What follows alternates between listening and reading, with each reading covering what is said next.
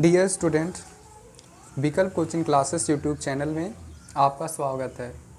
मेरा नाम संदीप है। आज इस वीडियो में हम प्रश्नावली 3.2 के प्रश्न 1 के प्रश्न 2 को सॉल्व करेंगे। प्रश्न 1 इससे पहले वाली वीडियो में हो गया है, तो आज प्रश्न 2। तो देखिए प्रश्न 2 क्या है।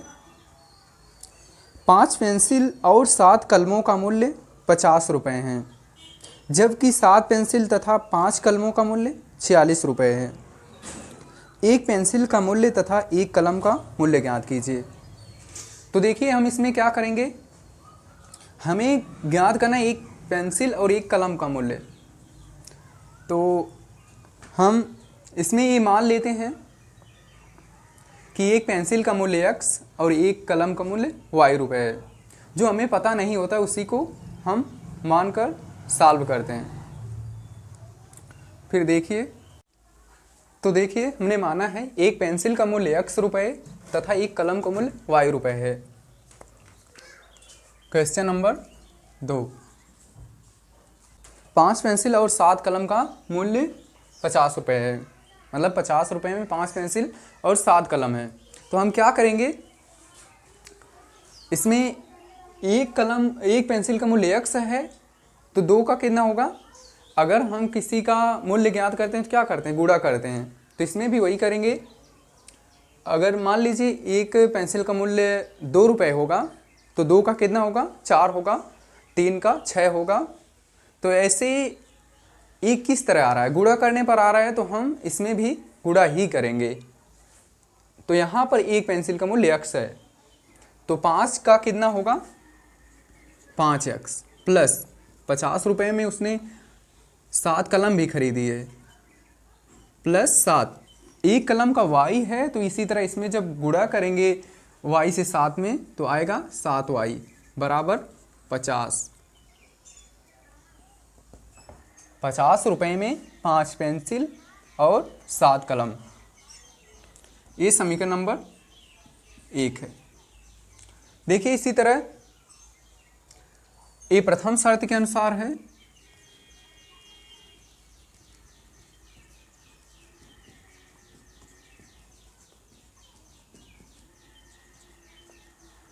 और द्वितीय शर्त के अनुसार क्या है कि द्वितीय शर्त के अनुसार उसने कुछ पेनों की संख्या कम कर दी है और पेंसिल की संख्या बढ़ा दी है।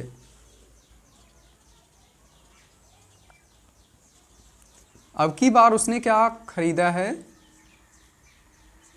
7 पेंसिल खरीदी है। तो एक पेंसिल का x है, तो 7 का होगा 7x प्लस एक कलम का मूल्य y है, तो 5 कलम का 5y, और अब की बार उसका केवल 46 रुपये ही लगा। तो अब हमें क्या करना है, इन समीकरणों से ग्राफ विधि से हल करके हमें इसका मान ज्ञात करना है। एक कलम का मूल्य कितना होगा और एक पेंसिल का मूल्य कितना होगा। तो फिर इसमें इसको ग्राफ विधि से हल करने के लिए पहले क्या करना पड़ेगा, तो पहले सारणी बनाते हैं। समीकरण 1 के लिए सारणी,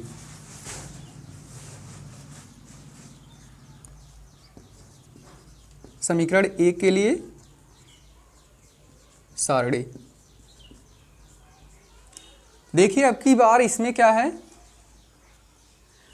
इसमें x का भी कोई गुणांक है और y का भी कोई गुणांक है। तो हमें क्या करना पड़ेगा, हमें जब हम इसमें x का या y का मान रखेंगे, जब x का मान y का मान रखेंगे तो 5 से भाग देना पड़ेगा, क्योंकि तब x बराबर आएगा। 5 उधर जा कर के भाग करेगा। अगर x का मान रख रहे हैं तो y बराबर आएगा, तब 7 से भाग देनी पड़ेगी। तो हम क्या करते हैं, 5 से भाग देते हैं और y का मान रखते हैं। तो देखिए x बराबर होगा, पहले 5x, इसको इसमें से x का मान निकाल लेते हैं, प्लस 7y बराबर 50। तो देखिए ये क्या होगा, पहले इसको राइट साइड करते हैं, केवल हमें यक्स चाहिए तो 5 को भी उधर ले जाएंगे, पर पहले इसको 50 माइनस 7y, तो यक्स बराबर 50 माइनस 7y बटा 5। मतलब कि हम यक्स वाई का मान रखेंगे तो यक्स का मान कैसे आएगा, जब वाई का मान रख करके 7 से गुणा करेंगे और उसको 50 में से घटाएंगे, फिर 5 से भाग देने पर यक्स का मान आएगा। तो फिर सारणी बनाते हैं।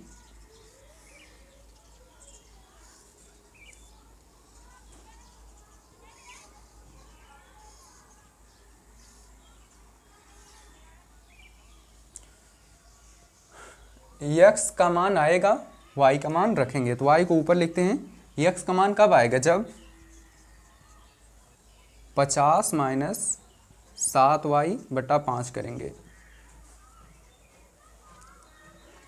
अब देखिए हमें y का मान ऐसा कुछ लेना है जिसमें 7 से गुणा करने पर उस संख्या को 50 से घटाने पर वह 5 से विभाजित हो, तो ये अपने से सोचकर रखना पड़ेगा।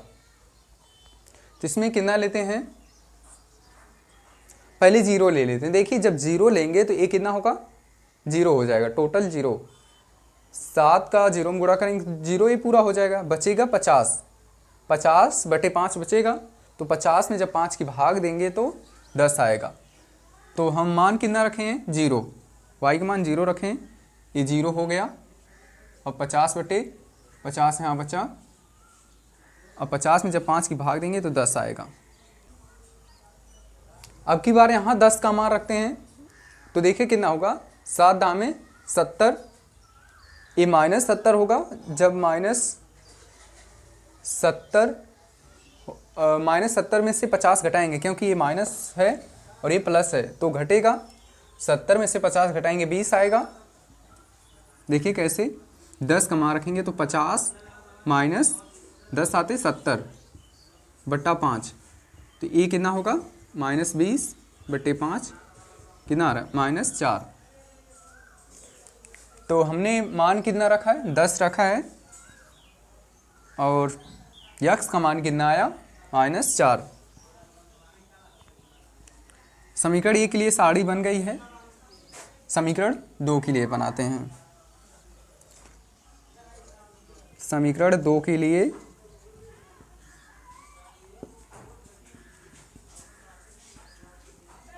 सारणी, तो देखिए समीकरण 2 ये है, इसमें भी हम बटा 5 ही करते हैं, तो ये होगा। अब इसको देख लेते हैं कि बटा 5 करेंगे तो मतलब y का मान आएगा, कितने का, y का मान आएगा, x का मान रखना पड़ेगा। तो फिर प्लस 7x प्लस 5y बराबर 46। y का मान आएगा, इसलिए 7x को उधर ले जाएंगे, 5y बराबर 46 माइनस 7x, तो y बराबर कितना होगा, 46 माइनस 7x बटे 5।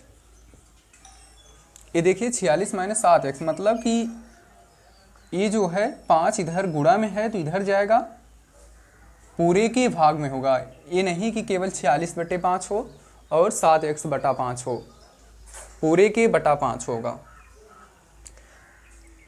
अब यक्स का मान हम रखेंगे, ऐसा मान रखेंगे जो कि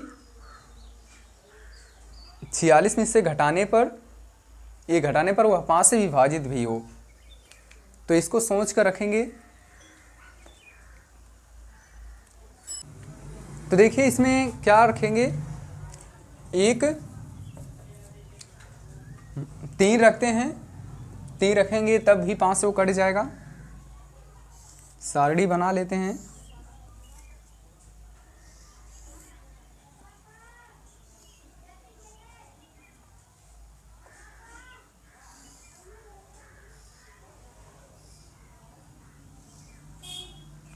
तो देखिए यक्स बराबर x का मान रखेंगे और y बराबर आएगा कब, जब 46 माइनस 7x/5 करेंगे। तो देखिए x का मान 3 रखते हैं, दो ही बिंदु बनाते हैं, तो 1 रहने देते हैं। तो क्या होगा, 3 रखेंगे तो यहाँ देखिए कितना हो जाएगा, 46 माइनस 7×21/5। 46 में से 21 घटाएंगे तो 6 में से 1 घटाएंगे 5, 4 में से 2 घटाएंगे 2, तो कितना आया, 25 में 5 की भाग दे देंगे, आ जाएगा 5। अब यहाँ -2 रखते हैं, दूसरा -2। जब -2 रखेंगे तो ये होगा 7 दूना 14, ए माइनस और उसका माइनस, माइनस माइनस ए प्लस हो जाएगा और ये 14। अब इनको जोड़ देंगे, 4 6 10, 5 1 6, तो ये 60 जो है 5 से 12 में विभाजित हो जाएगा। अब इन साड़ियों का ग्राफ बनाते हैं। ग्राफ हमने बना दिया है। यहाँ y बराबर 0 और x बराबर 10, मतलब कि हमें y के सीध में 0 लेना है, x के सीध में 10, तो इसी रेखा पर आएगा y 0 x 10 प्लस 10। तो यहाँ हमने एक पॉइंट लगा दिया, ये किसका है, 10,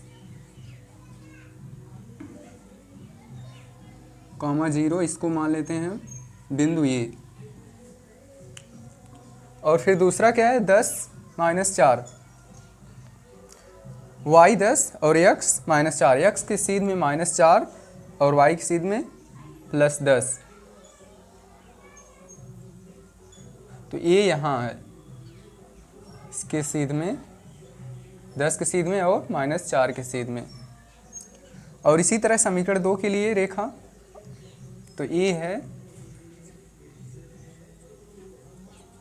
-4 10 और ए बिंदु बी। समीकरण 2 के लिए देखिए रेखा क्या कैसे बनेगी, x 3 है y 5, x 3 y 5, यहाँ इस रेखा को ये पॉइंट कर रही है। और दूसरा क्या है, x -2 y +12, x -2 और x -2 y 12, x यहाँ, तो ए पॉइंट बना, ये कितना है, -2 12,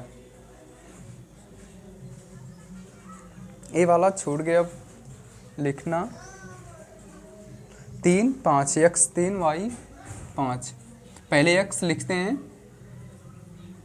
फिर y, और इसको c मान लेते हैं, इसको d मान लेते हैं। अब ये रेखाएं जिस एक बिंदु पर प्रतिच्छेद कर रही हैं वही इसका आंसर होगा। तो देखिए x, ये जो दोनों रेखाएं हैं यह है d बिंदु पर प्रतिच्छेद कर रही हैं, तो d में x 3 है y 5 है। तो हमें क्या चाहिए था, एक पेंसिल का मूल्य x चाहिए है और कलम का मूल्य y, तो x कितना है 3, तो फिर एक पेंसिल का मूल्य यहाँ लिख देते हैं,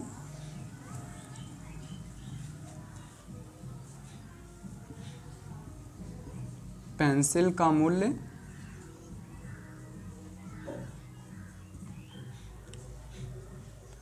3 रुपये है और एक कलम का मूल्य